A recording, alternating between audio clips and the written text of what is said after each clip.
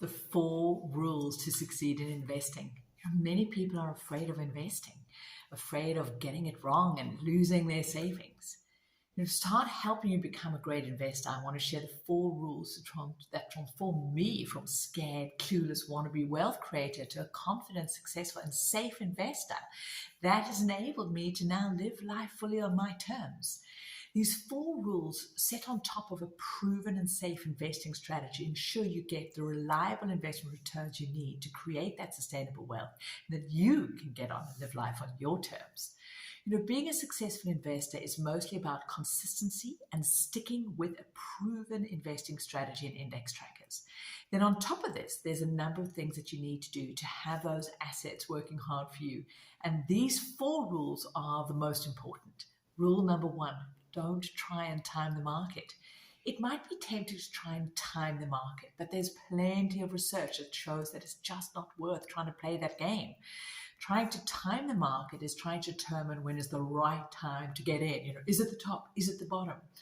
With all the uncertainty and hype and political craziness going on, sitting on the sidelines and waiting for a better time can feel like the right thing to do, but it isn't.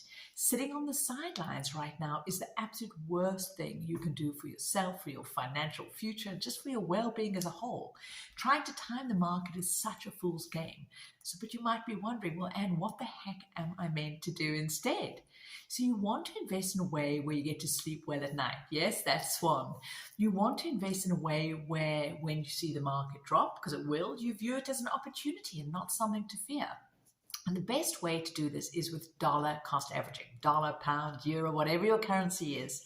And this is a strategy where you invest regularly a fixed amount every month in a simple portfolio of index trackers. And this way, when the market goes down, you benefit from the market being on sale because you get more for your money, but you don't have the emotional spike of, oh, what's going on? You see, you need to be in the market to benefit from it. And regular, consistent investing set up and on autopilot takes the guesswork and the emotions out of the equation. So simple rule number 2, be patient. Phil Carrot was a long-time investor right up until his death in 1998. He died at the age of 101. And I mention it because Warren Buffett, who's considered the world's best investor, calls him one of my heroes. In 1996, a guy, Louis Rexer, interviewed him on TV and asked him, what is the single most important thing that you've learned about investing over these past 3/4 of a century that he was a great investor? And his simple answer was patience. Having the power of compounding working for you lies at the heart of successful investing. And the power of compounding needs time to work. You won't reap its rewards if you keep yanking your money out of the assets invested in, getting it right, changing your strategy.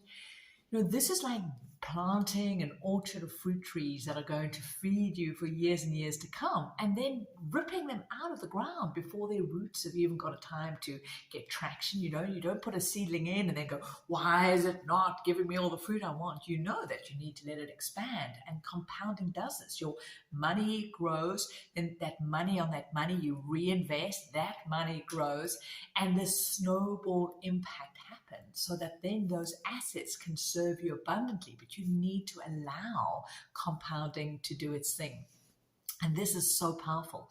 Here's an example that I really like. If you take a penny and you double it every day for just 30 days, you'll end up from 1 penny to over 10.7 million. Yep, by the end of 30 days. How crazy is that? That is 10 plus 6 zeros. This shows you 2 things. First, it shows you the power of compounding, this consistent, regular impact, and how it expands. Second, it shows you that your investment returns are back-end loaded. So what do I mean by back-end loading? Now, that's not building up that bootylicious back-end that we all want. I'm referring to that the reward comes at the end of a sequence. So if you have 10.7 million on day 30, how much do you have on the 29th day? Well, the answer is just 5.35 million. Like, what? And on the 28th day, it's just 2.6 million. So think about that. The majority of that return of what you've got has happened on those last 2 days because of this compounded effect. And this is why it's so important we let compounding work. And so many people rob themselves by being impatient, and then they go into fear and doubt. You've got to let your strategies take effect. If you think about exercising, you don't go and work out for 3 days and then go, whoa, my biceps aren't where I want them. I haven't lost that weight. You know that the compounded cumulative impact of diet, of exercise will give you that health, that return you want. And this is exactly the same with investing. Now, another reason why patience is so important is that even with the best investment strategies, your returns, your investments value will go up and down. It's just what they do. And, they might go sideways. They might do nothing. The worst, they could go down.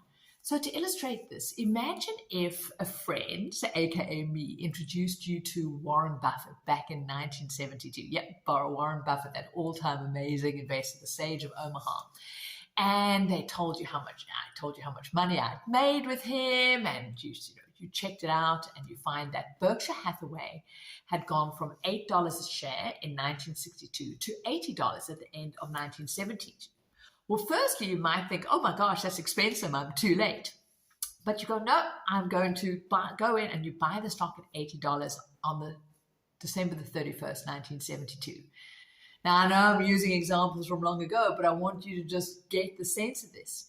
Now, 3 years later, you've held those investments for 3 years, you'd be down 53%. Yep, you would have lost over half of your money. And worse still, the S&P 500, which is one of those key indices that we track in our index tracker portfolio, that was only down 14%. So yes, the market was a dip, but wow, you would sell in disgust if you didn't know any better. So you sell in disgust, you go, oh, I should never have done this.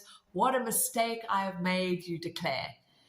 But by December the 31st, 1982, that stock would have now gone up to $775 and on its way to over $324,000 per share. That's from $8. How crazy is that?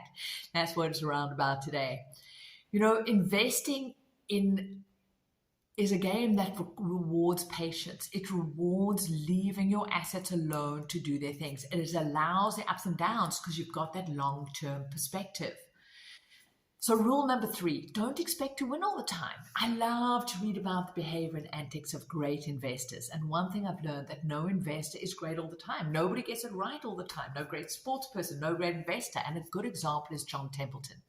He started the Templeton Growth Fund in 1954, and this would be his flagship fund. And the average return was 16% per year for 38 years consistently. And this is almost 4 points better than the market over that time. Astonishing record.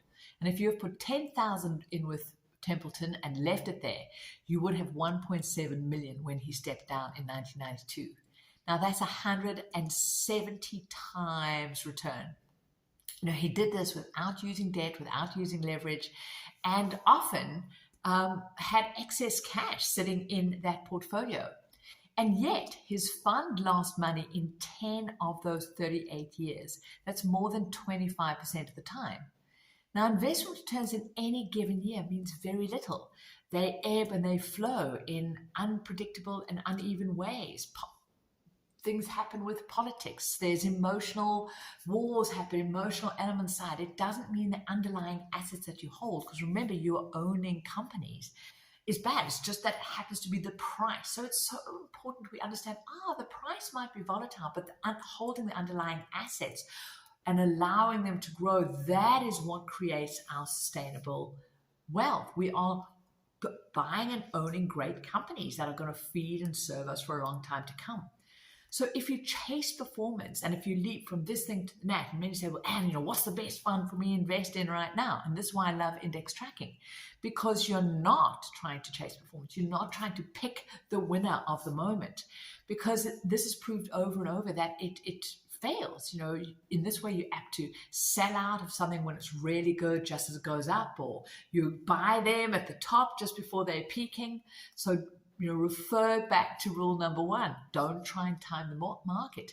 And chasing performance is trying to time the market. You're trying to get in for that next best thing. Don't try and do it. It's also why I love index trackers, because they self-optimize. If something is underperforming, if something's shifted in the market, it will fall out of that index. And so you don't have to try and guess which are going to be the top performing funds, because by investing in a portfolio of index trackers, you know that you are getting the cream of the crop in whatever specific index you're in. So this brings me to simple rule number 4. Don't diversify too much. Already in an index tracker fund, you've got diversification. You own a whole lot of shares in that fund. Now, most people, when they are invested or they go through a financial advisor, get put into way too many funds, and then also individual stocks on top of that. And I've had people show me their portfolios where they've got 20 or 30 different actively managed funds where, the advisor's getting a lot of commission, but it's ridiculous. With that number of funds, there's massive duplication and confusion, and adding more funds does not reduce risk. Actually, research shows that best returns often come from concentrated portfolios. So if you're a smart, savvy, safe investor and you're using index trackers to keep your cost low, keep your returns high, getting great diversification, then a simple diversified spread of 3 to 5 funds is more than you need, and it will give you that diversification and that asset allocation spread that you want to have a solid portfolio. But if you really crave variety and you have to have more just because you can't believe it, your investing could be that simple, then you must cap yourself at 6 funds, no more. Now, if you stick with these 4 simple but savvy rules, you're going to go a long way in the direction of your freedom. And remember this: the best time to start investing was when you were born. The second best time is now if you aren't already. Be consistent, be savvy, and let these simple rules support you and help you achieve the life that you want to be living.